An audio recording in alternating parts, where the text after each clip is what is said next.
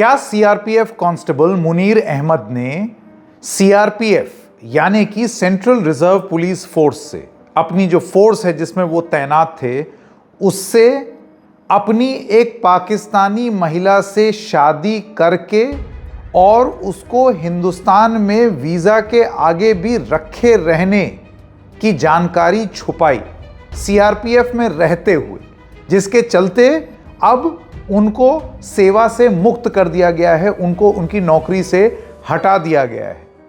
जब ये पूरा मामला सामने आया और इसने तूल पकड़ा तो अब मुनीर अहमद जो सीआरपीएफ के कांस्टेबल हैं, जो जम्मू के हैं, उनको फिर ट्रांसफ़र किया गया भोपाल और फिर सेवा से ही निकाल दिया।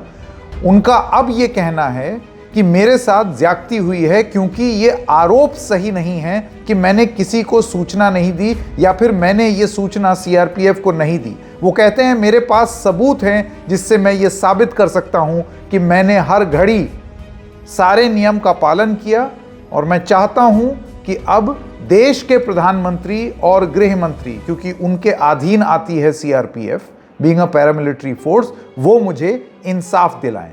क्या बोला कांस्टेबल मुनीर अहमद ने? क्या उनके साथ गलत हुआ है पहलगाम के बाद? अब ये जो सीआरपीएफ ने आदेश दे दिया है, क्या सीआरपीएफ सही बोल रहा है या सीआरपीएफ का जवान सही बोल रहा है?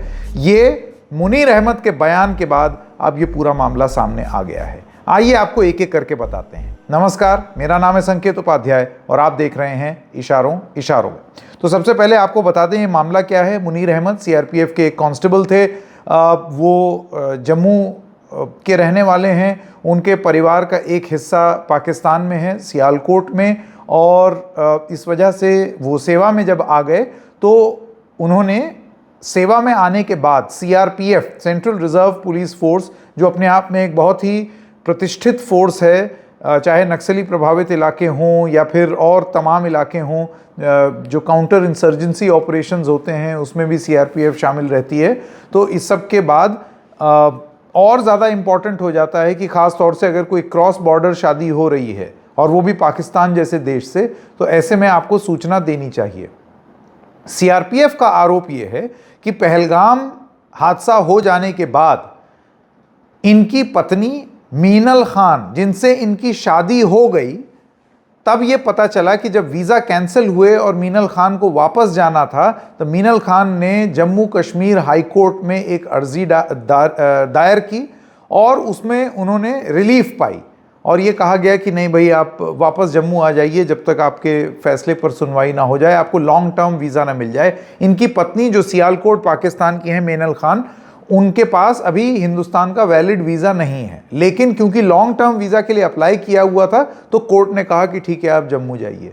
इतने में सीआरपीएफ जो फोर्स है मुनीर अहमद की, उनका ये मानना था कि तुमने तो हमें बताया ही नहीं कि तुम्हारी पत्नी पाकिस्तान की है, तुमने हमें ये भी नहीं बताया कि तुमने शादी कर ली, तुमने हमसे परमिशन भले ही ली होगी लेकिन अभी वो परमिशन हमने दी नहीं थी शादी कर लेने वाली, तो इससे पहले आपने शादी भी कर ली और उसके बाद आप गोपनीय तरीके से हिंदुस्तान में उनको रखे हुए हैं जबकि उनका वीज़ा भी एक्सपायर हो चुका है।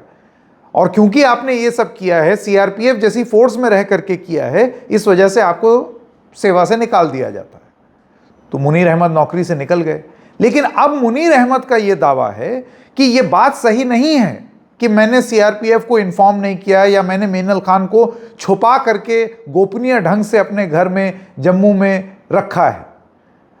फिर वो एक एक करके प्रमाण देना शुरू करते हैं जिसमें उन्होंने पूरा एक सिलसिलेवार तरीके से डॉक्यूमेंट्स ले करके आए हैं अब मीडिया के सामने, जिसमें वो ये बताना चाह रहे हैं कि मैंने हर स्टेज पर सेंट्रल रिजर्व पुलिस फोर्स में अपनी बटालियन को, और बटालियन ने उसको आगे भेजा तो उसका पूरा एक उनके पास एक पोथा तैयार है, ऐसा उनका अब दावा है। मैं आपको ये बता दूं कि जो घटनाक्रम अब बता रहे हैं मुनीर अहमद कि कब कब उन्होंने सूचना दी, उसकी एक लिस्ट आई है। मुनीर अहमद कहते हैं, ये उनका दावा है, सीआरपीएफ ने जब निकाल दिया उन्होंने ये बोला आपने गोपनीय तरीके से अपनी बीवी को यहाँ पर रखा, पाकिस्तानी है वो, तो आपने क्योंकि ये छुपाया सीआरपीएफ में रहते हुए, इस वजह से सेवा से बाहर, और ना ही आपको हमने जो एक मैंडेटरी जिसे कहते हैं इंटरनल इंक्वायरी वो सारी चीज़ें भी उस तरीके से नहीं हुई, सीधा सेवा से निकाल दिया, कंसिडरिंग नेशनल इंटरेस्ट, क्योंकि ये सब पहलगाम की परछाई में हो रहा है, उससे पहले नहीं। तो मुनीर अहमद का ये कहना है कि फॉर्मल इंक्वायरी के बिना एक तो आपने मुझे डिसमिस कर दिया, क्या ये जायज़ है, नंबर 1 उनका सवाल। फिर वो एक टाइमलाइन बताते हैं, कहते हैं 31 दिसंबर 2022 को मैंने सीआरपीएफ को ये जानकारी दी कि मैं एक पाकिस्तानी महिला से ब्याह रचाना चाहता हूँ, शादी करना चाहता हूँ, निकाह पढ़ना चाहता हूँ। 30 अप्रैल 2024 को अहमद का दावा है कि सीआरपीएफ से उनको शादी का अप्रूवल मिल गया। अब ये उनका दावा है, सीआरपीएफ इस पर क्या बोलेगा, क्योंकि सीआरपीएफ पहले ही ये स्थिति स्पष्ट कर चुका है। उनका वर्जन ये है कि इन्होंने हमको सूचित नहीं किया, हमारे पास जानकारी नहीं थी। अब ये सही भी हो सकता है और गलत भी, क्योंकि मुनीर अहमद का ये कहना है कि मेरे पास तो अप्रूवल आ गया। वो एक चिट्ठी दिखा रहे हैं कि इसमें कहीं एनओसी की बात नहीं लिखी इस चिट्ठी में।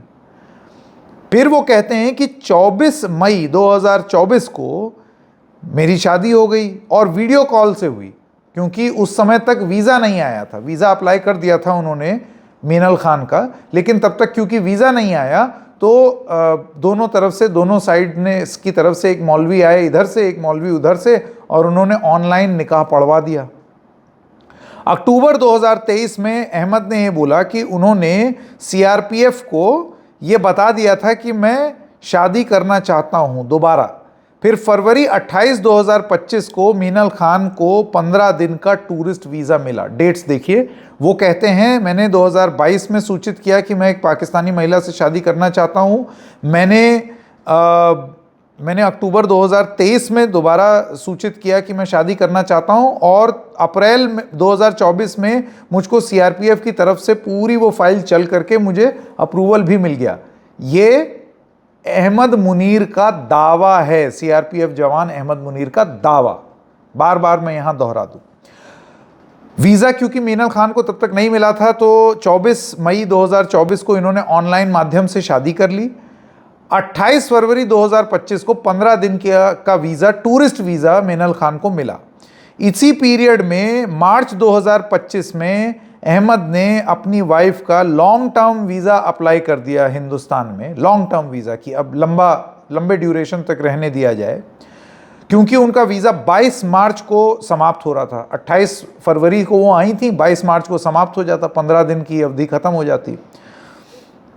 23 मार्च को अहमद वापस नौकरी पर आए और उन्होंने ये बोला कि उन्होंने 23 मार्च 2025 को, वो कहते हैं मेरे पास प्रमाण है, मैंने सीआरपीएफ को अपनी पत्नी के वीज़ा के स्टेटस की जानकारी दे दी कि वो लॉन्ग टर्म, अभी उनका वीज़ा ये ख़त्म होने वाला है, शॉर्ट वाला, लॉन्ग टर्म हमने अप्लाई कर दिया है। फिर वो कहते हैं 27 मार्च 2025 को उनका ट्रांसफ़र हो गया। 15 दिन का उनको नोटिस नहीं दिया गया, लेकिन उनको सीधा ट्रांसफ़र कर दिया गया 27 मार्च को। 23 को उन्होंने ये सूचना दी थी। 29 मार्च को उन्होंने 41st बटालियन भोपाल ज्वाइन की और वहाँ वो कहते हैं, दावा करते हैं कि मैंने भोपाल में भी अपनी शादी की जानकारी दे दी कि हमारी पत्नी पाकिस्तानी है और वो लॉन्ग टर्म वीज़ा अप्लाई कर रही है। अप्रैल 2025 में, इसके एक महीने बाद पहलगाम का हमला हो गया, जिसके बाद पाकिस्तानी नागरिकों को जो वीज़ा पर थे उनको ये कहा गया कि चलिए अब आप लोग वापस जाइए। ये सरकार ने फैसला लिया। 29 अप्रैल 2025 को जब मीनल खान जा रही थीं बॉर्डर क्रॉस करके वापस पाकिस्तान, इतने में जम्मू कश्मीर हाई कोर्ट से उनको 10 दिन तक की राहत मिली है। 10 दिन के लिए, जब तक ये उनकी लॉन्ग टर्म वीज़ा की एप्लीकेशन क्लियर ना हो जाए और फिर अगली सुनवाई अदालत की ना हो जाए, उनको ये राहत मिली। तो फिर वो वापस जम्मू आ गई। इतने में मुनीर अहमद कहाँ थे? भोपाल। मई 2025 में, अभी हाल फिलहाल, बिल्कुल अभी कुछ दिन पहले, अहमद को सीआरपीएफ से बर्खास्त कर दिया गया, हटा दिया गया, ये कह करके कि आपने ये जानकारी छुपाई है। तो अहमद मुनीर जो सीआरपीएफ कांस्टेबल हैं, उनका ये कहना है कि मेरे पास दस्तावेज हैं जिससे मैं साबित कर सकता हूं कि मेरे साथ अन्याय हुआ है। मैंने हर समय अपने सारी बटालियन को, और बटालियन ने आगे हेडक्वार्टर्स को ये पूरी जानकारी दी, उसका प्रमाण मेरे पास है। और मैं अगर कोई ये चाहे तो ये प्रमाण प्रस्तुत कर सकता हूं। इस वजह से मेरे साथ न्याय हो, मुझको सर्विस से इस तरीके से ना निकाला जाए। यानी कि वो अपनी ही फोर्स सीआरपीएफ पर ये एक तरीके से आरोप लगा रहे हैं कि जो उनको ये बोला गया है कि वो छुपा करके बीवी को रख रहे थे और उन्होंने शादी की बात नहीं बताई, ये गलत है और सीआरपीएफ तथ्यहीन बात कर रही है। सीआरपीएफ ने पहले ही बोल दिया है, अपनी बात रख दी उन्होंने जब सेवा से निकाल रहे थे।